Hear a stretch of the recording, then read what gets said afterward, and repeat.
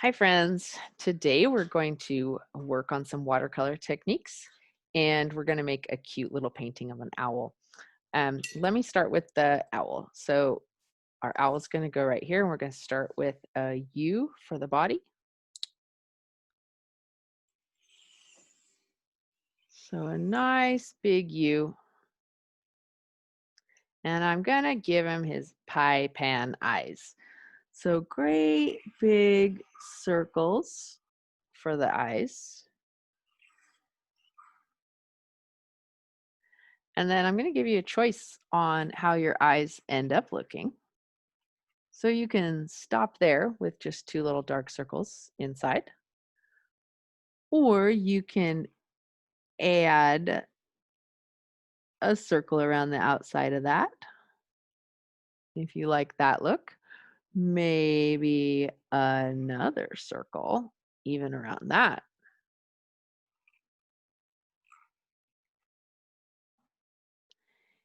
You could choose to fill in this part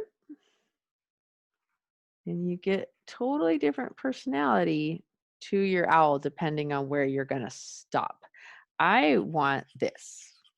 I want great big owl pupils. This is the part of the eye that lets light in, and in an owl, they would be open as wide as possible to let in light. I'm going to have a cute little beak, kind of shaped like an upside down teardrop, maybe an ice cream cone. And I'm going to do an arch across the top above the eyes. I'm not going to touch the sides with that, but I am going to connect it to the side of the body. And those are little tufts of feathers that would be on the owl, not necessarily their ears. Their ears would be on their skull elsewhere. These are just some tufts of feathers that they have. And I'm going to do wings now. My wings are going to, I've got salt on my board. There we go. My wings are going to start up here by the eye, come down and around back towards the body. So sometimes I like to know where my starting point and my stopping point are going to be. And I'm going to start there and come back up there. And so I have a similar starting and stopping point, just the teeniest little dot to help me until you start to kind of see these things in your mind's eye. I'm going to come down and come back up. And I'm going to give him some cute little legs. Okay, so I could do straight legs, but I think I'm going to give my owl some character. Their legs aren't usually straight up and down unless you're like a flamingo. And all the bones in their legs and feet are the same as all the bones in your legs and feet. Now I'm going to give some ovals there for the toes. So they're going to have the same toe bones that you do. And even their wings, they have the same bones in their arms. Do owls have arms? They have the same bones in their shoulders and in their wings that we do in our shoulders, our arms, and our fingers. And I'm going to put some patterning, some textures, make some feather patterns here. And this is mostly going to get covered up with paint. But in case your paint is kind of transparent and you want some feathers to show through, these lines are going to give it something that seems feather-like. And I'm going to make a little area to paint right here. It's a little owl belly. And I'm going to put in some chevron shapes or some little check marks here. They're kind of like little triangles. And those represent those feathers on the belly that would be keeping the owl warm. And my owl's going to be on a branch. And my branch, I want kind of a fun line for that. And I want my branch to maybe, wow, that wasn't what I thought I was going to do. I want my branch to maybe split off. And I want one side of my branch to be nice and big. and thick. So when I'm painting with my watercolor paintings, you need to know your way around a brush. The hair part is the bristle. Those are the bristles of your brush. They can be real thin and make a tiny thin line, or if you press a little harder, they'll make a wider line. We are using watercolors. Those need to be watery. So when I'm using my rinse water, I can pick up a lot of water with my brush bristles, and I want to not have it drip all over the place. So I learned how to touch my brush bristles to the edge of my cup, and I get that little extra bit of water to slip off.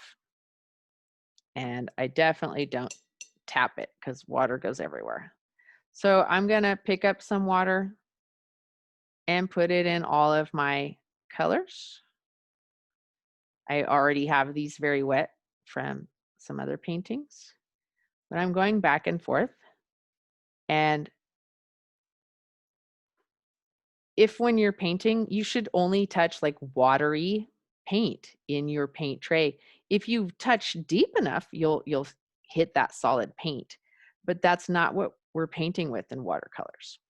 And so I want to get all of those good and juicy and wet. And let's get in with some yellow and do, I'm mixing that up a bit.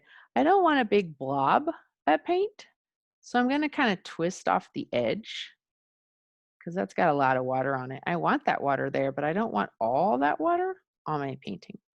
So I'm going to start on the edge.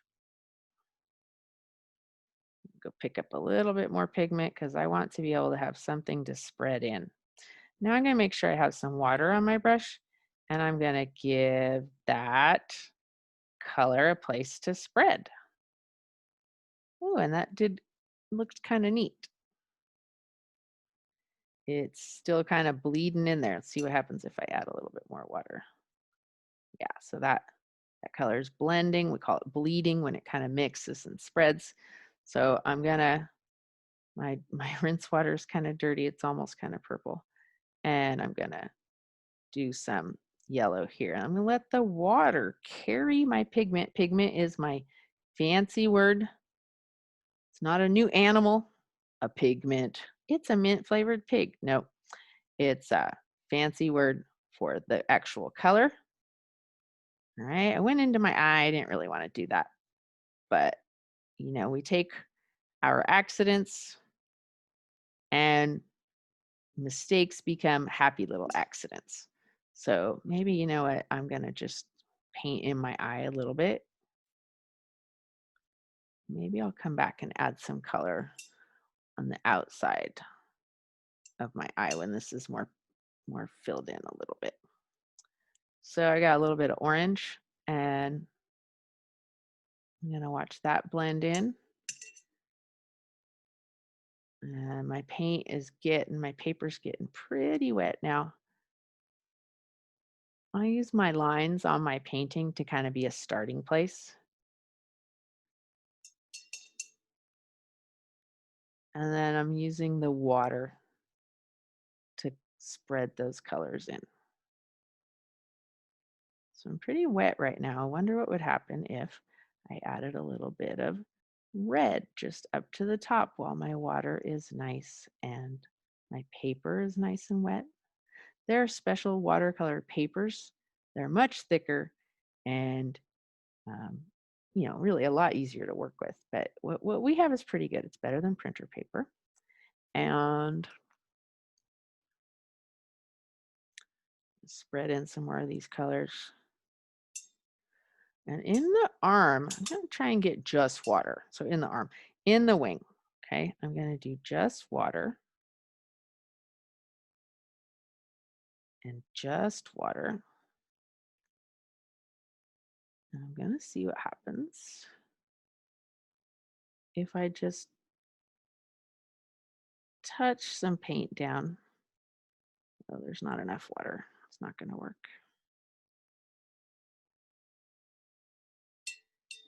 Hoping to let that green spread over this whole area. If you have the right kind of paper, it'll really spread out a lot.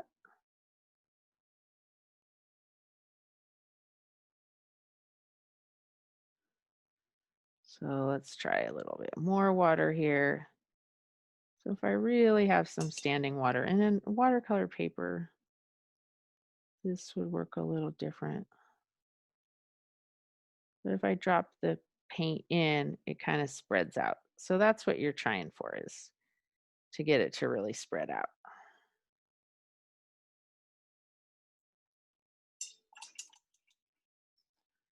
And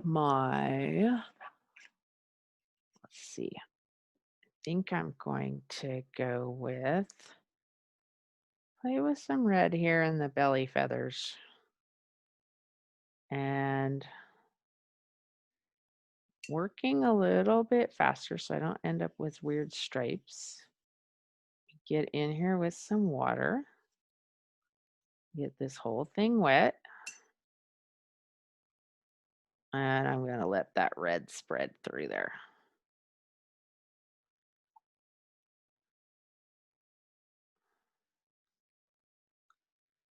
And maybe I'm going to drop in some orange, let the orange blend out. There we go. Now it's spreading.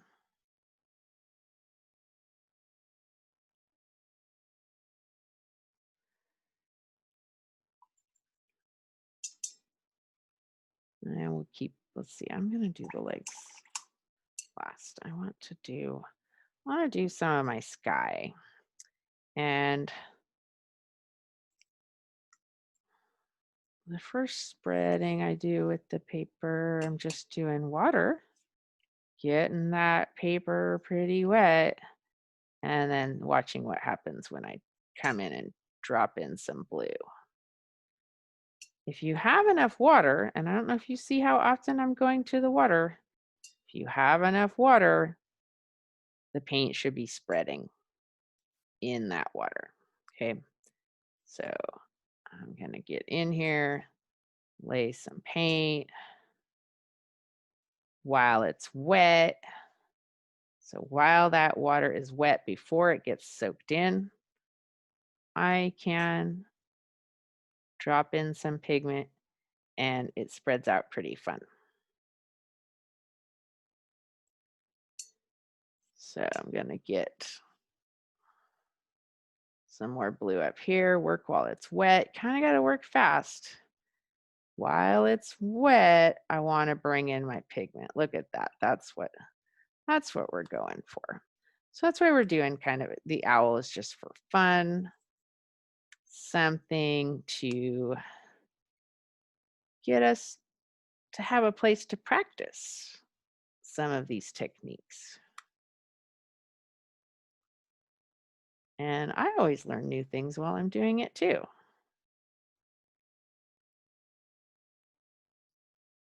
So I need a little bit more water. I need some more water in my paint too. I don't know, this should be wet. I am not touching the bottom of the sticky part. I can feel it down there, but that's not what I'm touching. When I go in there and touch that, I'm just touching watery blue. So here's some watery color. While it's wet, I can add some blue and let it spread. And gonna spread some paint there. Let that spread out.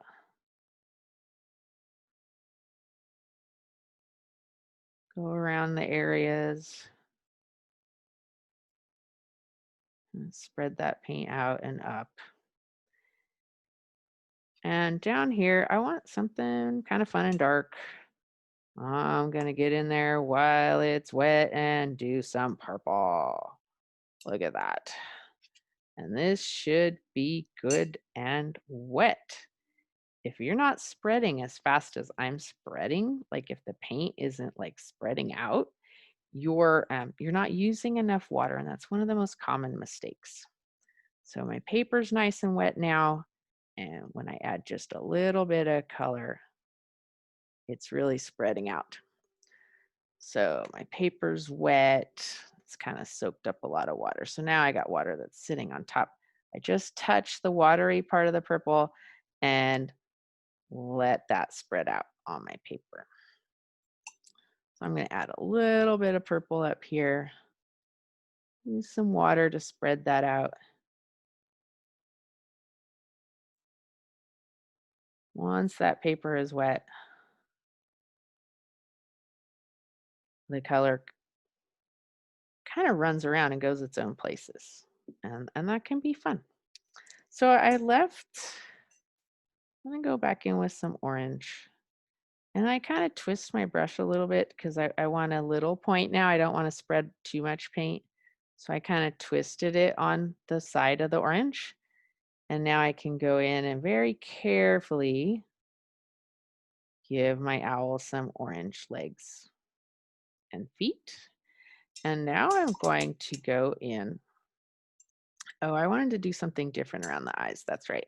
So what do I want to do on my owl? Let's give him some blue around the outside of the eye. Since I went into the white part, I'm going to go around now and just let there be a hazy little blue. Hazy, lazy blue that spreads out from the eyes. So just a little tiny watery little bit of blue. Hazy, lazy bit of blue going around the eyes of my owl.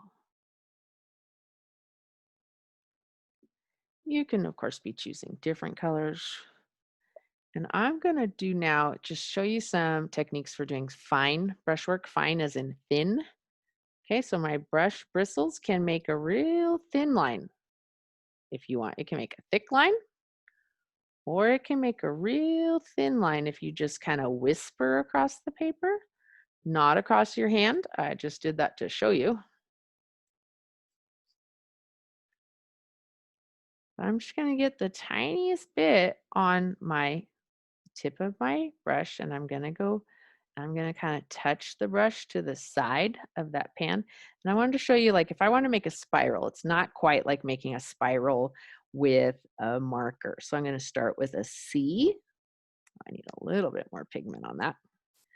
Not too much. I look at the tip and I go, oh, that's too globby looking. I want my brush bristles to be all together. So let's see my C. Okay. I'm going to come back around the other side to make that spiral. And I'm going to go dip my brush again. I don't want a blob of water because it'll spread out too much. I can keep going around the outside. And I'm going to cheat a little and go start up here and come down there because that's easier than doing a complete circle. So I'm going to go down and around one way and then come back from up above and meet it. And so I'm going to make some spirals. And I keep going back in for some red. And I make my round shapes in pieces. In pieces. You don't have to make it all in one stroke. Don't have to make it all in one stroke.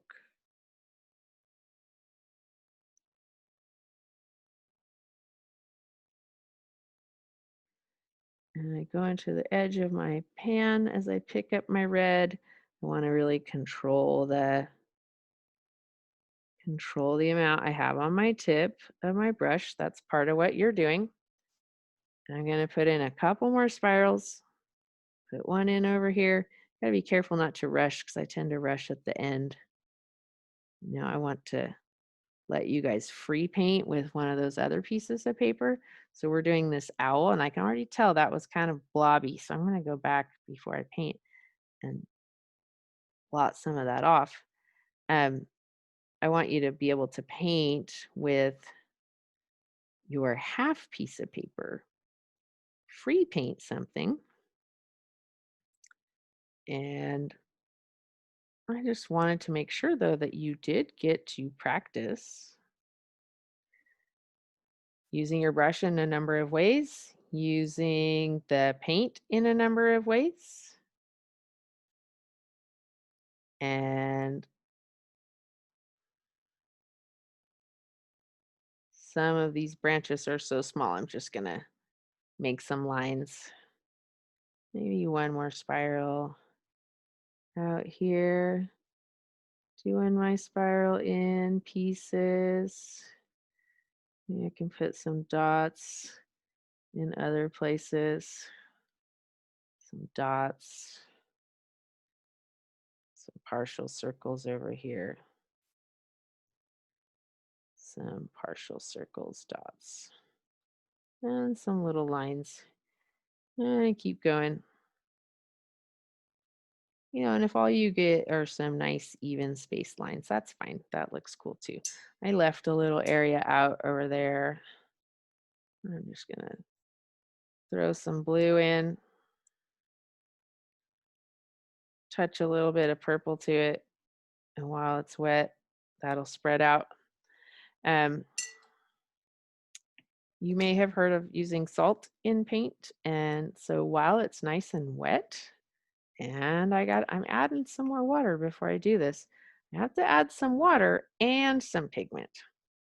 So I need some pigment in there, and I need water, and then quickly I need to add some salt. If I don't have enough pigment, or if I don't have enough water, or if I don't get in fast enough with the salt, it's not going to work. So I'll show you again. I'm adding the water. I'm going to be generous with the pigment and get a pinch of salt right away to soak up the water. The water heads to the salt, and the water is going to pull with it some of the pigment. And when it dries, you'll have some darker little areas. And that is the watercolor demo number 1. Yay! Hope you had fun.